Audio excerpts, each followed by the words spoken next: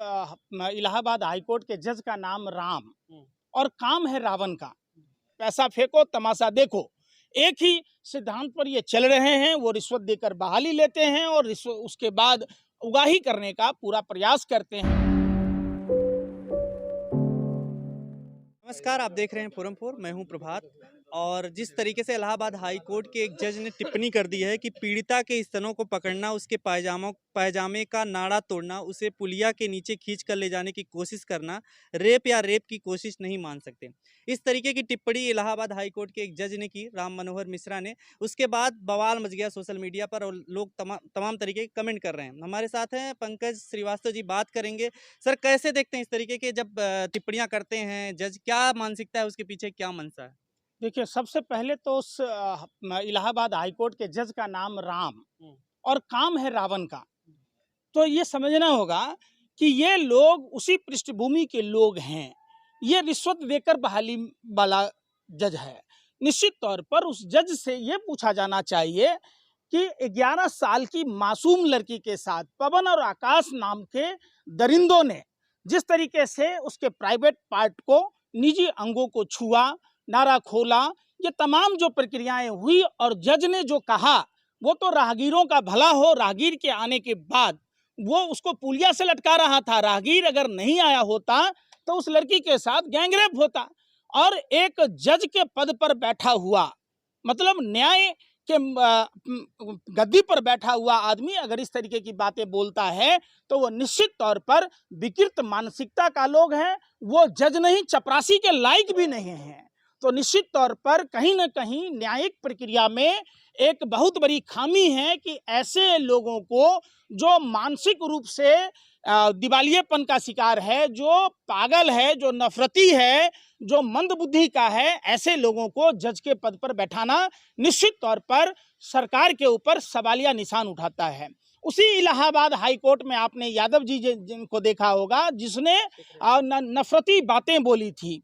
तो जब उस समय जो चीफ जस्टिस दीपक मिश्रा थे, उनको नहीं चाहते थे कि उनका अपॉइंटमेंट हो इलाहाबाद हाई कोर्ट के जज के रूप में, लेकिन आप जब देखिएगा कोलोजियम के द्वारा तमाम विरोधों के बावजूद उसकी बहाली की गई।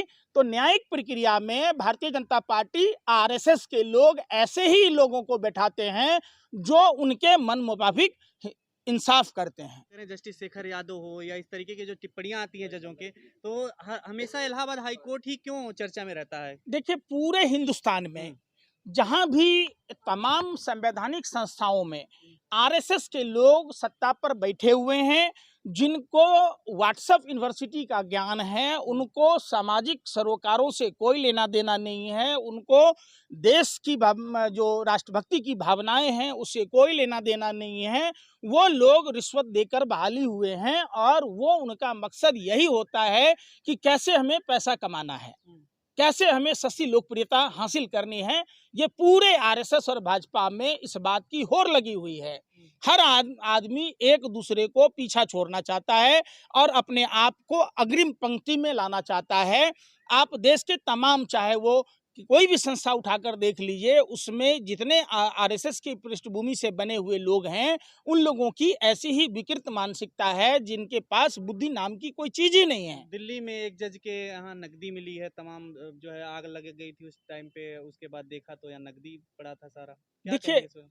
मैं पहले भी कहा, फिर मैं कह रहा हूं कि न्यायिक प्रक्रियाओं को जैसे हाईजैक किया है सरकार ने, तो उस हिसाब से सारी न्यायिक प्रक्रिया आम जनमानस के लिए नहीं है। वो पूंजीपति लोगों के लिए ही है और उनका मकसद पैसा कमाना। पैसा फेंको तमाशा देखो। एक ही सिद्धांत पर ये चल रहे हैं, वो रिश्वत देकर बहाली लेते हैं और उसके बाद उगाही करने का पूरा प्रयास करते हैं। और ऐसे जजों पर सरकार को पारदर्शिता अपनानी चाहिए। निश्चित तौर पर 2014 के बाद जिस तरीके से न्यायिक प्रक्रियाएं बाधित हुई हैं, जिस तरीके से संवैधानिक पदों का दुरुपयोग किया गया है, उसका दंश देश के लोगों को झेलना पड़ रहा है। ग्रोक एक सच बोल रहा है बहुत ज्यादा, उसकी वजह से सरकार ने जांच बिठा दी है। तो क्या कहेंगे, ग्रोक जो सच बोल रहा है उसको बोलने देना चाहिए? एलन मस्क का ग्रोक देखिए, है। इनको जांच कहाँ बैठानी चाहिए? जांच बैठानी चाहिए। जो डुप्लीकेट कई दवा बनाने वाली कंपनियां हैं, जो दवाई के नाम पर टेल्कम पाउडर से बना हुआ दवाई लोगों को मुहैया कराने वाली कंपनी, चूंकि वो पार्टी फंड में चंदा देती है, इसलिए जांच नाम का कोई चीज नहीं है। जो डुप्लीकेट घी बनाने वाले लोग, अमूमन 15 से 20 लीटर दूध में 1 किलो घी तैयार होता है, ये देश के हर किसानों को मालूम है। लेकिन 320 रुपए किलो में तिरुपति बालाजी में नंदनी ब्रांड सप्लाई करता है, तो कंपनी मुनाफा क्या कमा रही है? कंपनी सप्लाई करने के लिए कमीशन क्या दे रही है? तो जब आप देखेंगे, जब दूध की कीमत 60 रुपए से अधिक है, 70 रुपए के आसपास में है, तो 5 लीटर दूध का दाम भी नहीं होता है। तो जाहिर सी बात है, उसमें गाय की चर्बी, सुअर की चर्बी, मछली की चर्बी, तमाम चीजें मिलेगा। तो आपने देखा होगा, ये सरकार चंदाखोर सरकार, ये रिश्वतखोर सरकार, ये विदेशी फंडिंग खाने वाला सरकार, ये हमेशा से देश को बर्बाद करने के लिए ही इस तरीके का पहल करता है। और सब कुछ जानते हुए भी, आंख रहते ये सरकार अंधी है। धृतराष्ट्र की भूमिका में प्रधानमंत्री हैं। प्रधानमंत्री का एक ही बात है कि मत्स्यराम मस्सी में, आग लगे बस्सी में, उनको कोई मतलब नहीं है। चाहे वो मणिपुर की घटना हो, या चाइना की बात हो, किसानों की बात हो, छात्र नौजवानों की बात हो, कई आपने देखा होगा कई राज्यों में पेपर लीक हो गए, तो उसकी कौन जांच करेगा? क्योंकि सब सरकार के शागिर्द के लोग हैं। इस देश में एक ही फॉर्मूला बना रखा है मोदी सरकार ने, तुम चाहे कोई भी कुकर्म करो, हमें पार्टी फंड में चंदा दो, तुम्हें क्लीन चिट मिल जाएगा। तुम चाहे देश लूट लो, तुम चाहे कितना भी घोटाला कर लो, भाजपा में शामिल हो जाओ, भाजपा आपको राज्यसभा में भेज देगी, डिप्टी सीएम बना देगी, वित्त मंत्री बना देगी, नेता प्रतिपक्ष बना देगा, मुख्यमंत्री बना देगा। जो जितना बड़ा लुच्चा, उतना बड़ा भाजपा में उच्चा। किसानों के मुद्दे में तो आम आदमी पार्टी भी तो साथ दे रही है अब। देखिए, बड़ी दुख के साथ कहना पड़ रहा है कि जो राजनाथ सिंह जी, आपने पूर्ववर्ती सरकारों में देखा होगा, किसान इंडिया गेट के वोट क्लब तक आते थे, अपनी बातों को रखते थे। आपने रामलीला मैदान के षड्यंत्रकारियों को भी देखा होगा। वो सारे षड्यंत्रकारी जो रामलीला मैदान में षड्यंत्र कर रहे थे, साजिश रच रहे थे, जो प्रयोग किया था कि मनमोहन सिंह जी की सरकार अगर तीसरी बार बनती तो देश की अर्थव्यवस्था, देश का स्थिति पूरे विश्व के मानचित्र में 1 से 2 पर पहुंचता।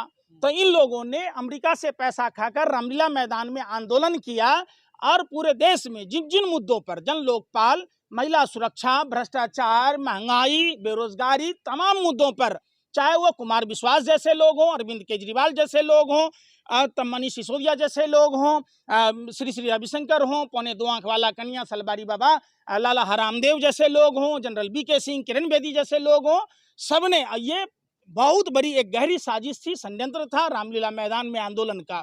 आज देश में तमाम चीजें, जो घटनाएं घट रही हैं, उन पर किसी का बयान आप नहीं देखे होंगे। आजाद भारत में पहली बार ऐसा प्रतीत हुआ कि जैसे गोरे अंग्रेज आताताई थे, उसी तरीके से भाजपा की सरकार आताताई है। और छोटे मियाँ छोटी, बड़े मियाँ बड़ी बात, छोटे मियाँ सुहान अल्लाह।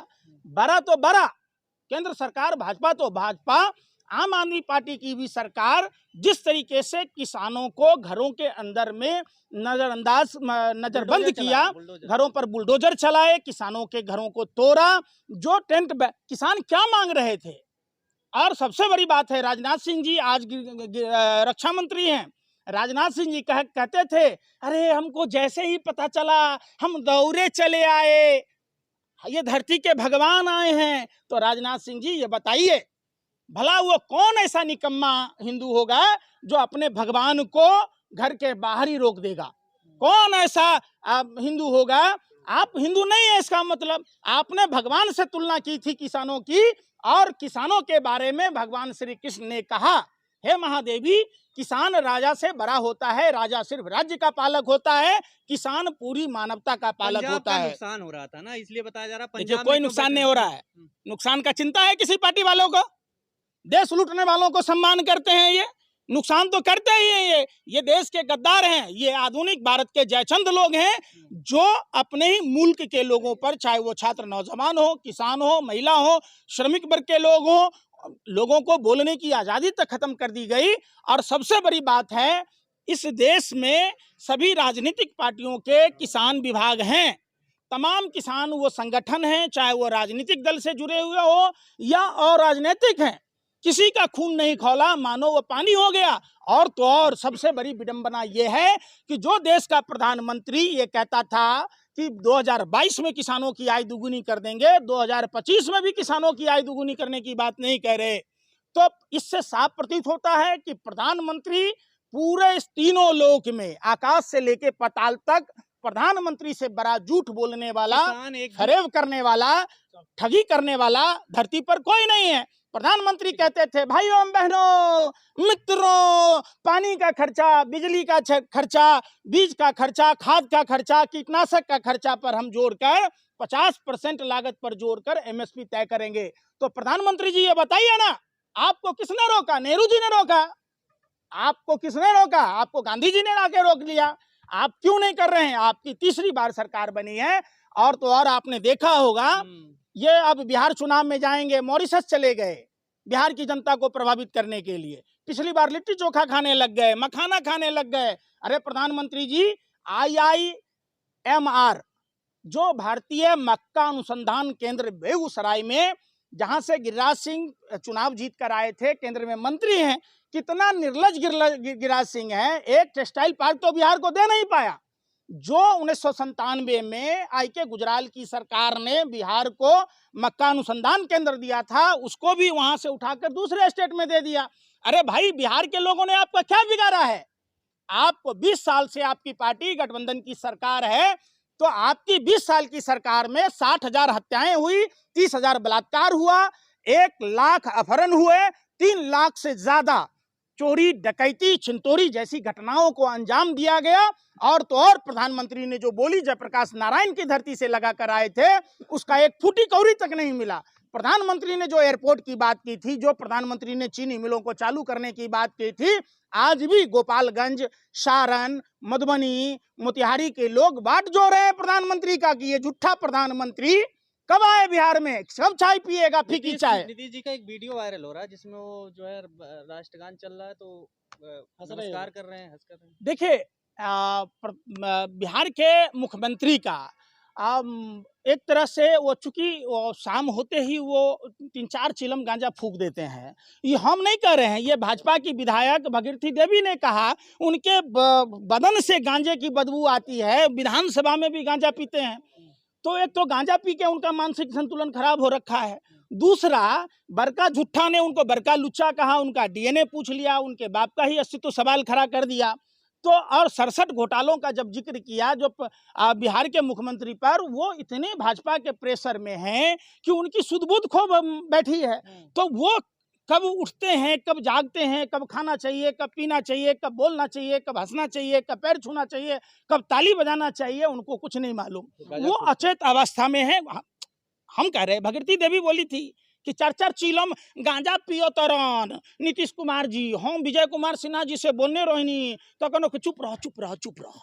तो सब जो मिश्रा जी हैं, जो जजमेंट आया है इनका, तो क्या 1919 में अंग्रेजों ने सही किया था कि ब्राह्मणों को न्यायिक प्रक्रिया में नहीं डाला था, जो प्रीवी काउंसिल थी उसमें नियुक्त नहीं किया था? इस देश में आप लोग एजेंडा चलाते, एक व्यक्ति रावण ब्राह्मण था, तो सारे ब्राह्मण रावण तो नहीं होगा ना।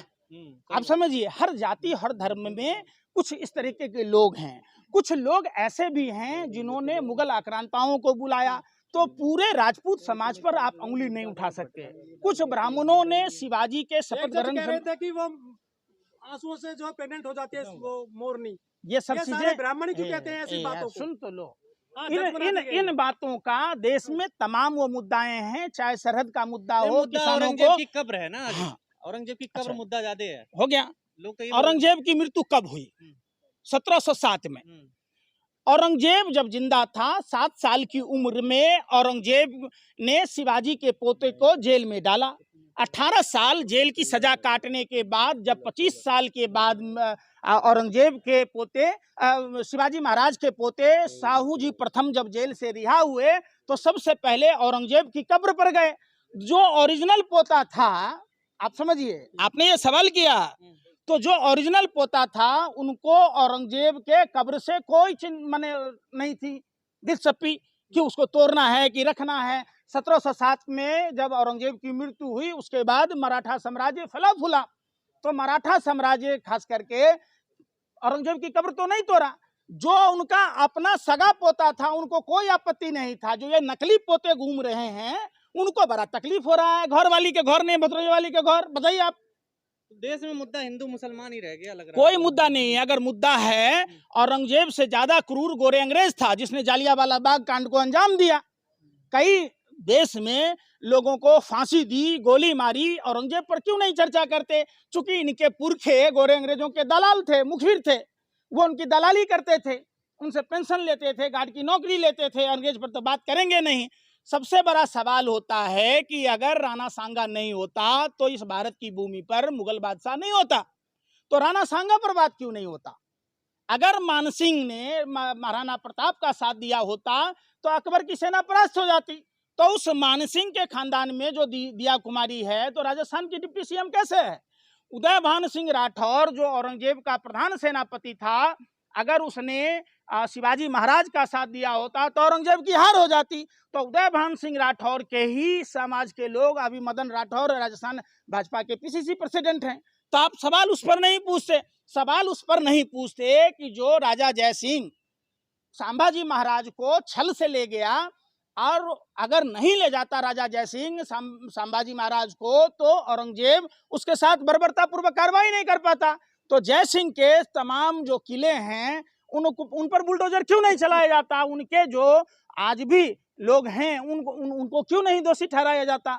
ये चीजें खास करके भारतीय जनता पार्टी और आरएसएस, बजरंग दल, विश्व हिंदू परिषद के लोग विदेशी शक्तियों के हाथ में खेलकर देश को कमजोर कर रहे हैं। देश के लोगों को, खास करके हिंदू, मुसलमान, सिख, बौद्ध, जैन, ईसाई, सबको आपस में मिलकर देश को सहयोग करते हुए, देश को सर्वप्रथम मानते हुए, देश हित में हम सबको आपस की ईर्ष्या, द्वेष की भावना को त्याग कर देश हित में काम करना चाहिए। खबरों में बने रहने के लिए फोरम 4 को सब्सक्राइब करें और नोटिफिकेशन पाने के लिए बेल आइकन दबाएं।